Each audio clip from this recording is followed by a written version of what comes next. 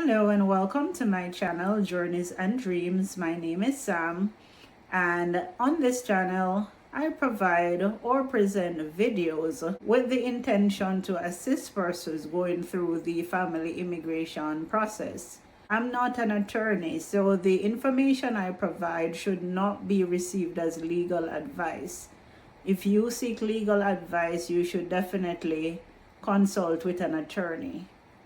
In this video, we're going to look at two forms that would be beneficial to you to submit with your Form I-485. These forms are I-765, application for employment authorization, and I-131, application for travel documents. The process for getting your green card could be very lengthy, despite submitting all initial evidence in a timely manner.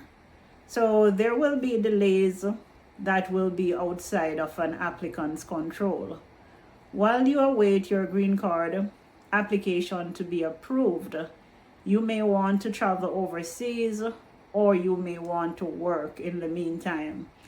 So what is going to happen when you submit Form I-765?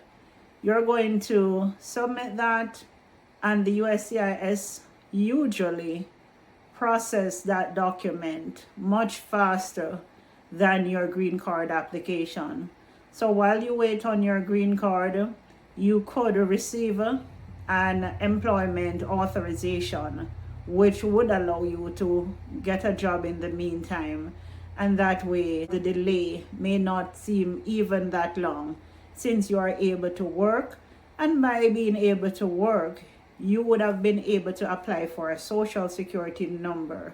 With a social security number, you would be able to open a bank account, and having a joint bank account with your spouse in the event of a spousal situation, that could allow you to have a joint bank account before you're ready to go for your interview. And by having a social, you could also apply for a credit card to build your credit in the meantime.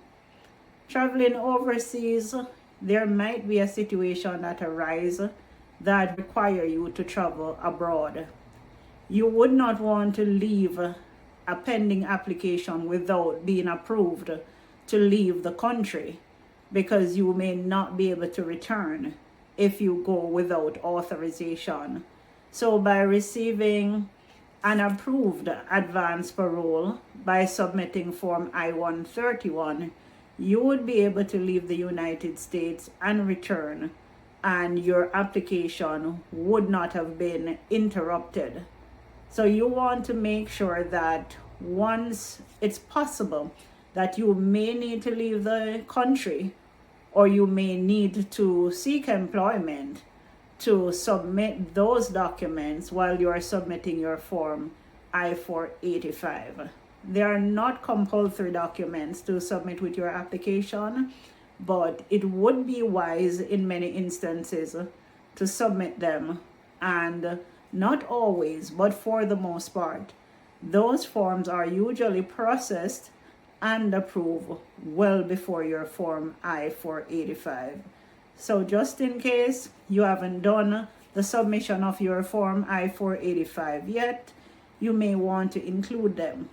You could also submit those documents if you have already submitted and sent off your Form I-485. It would be best to submit them initially with your Form I-485.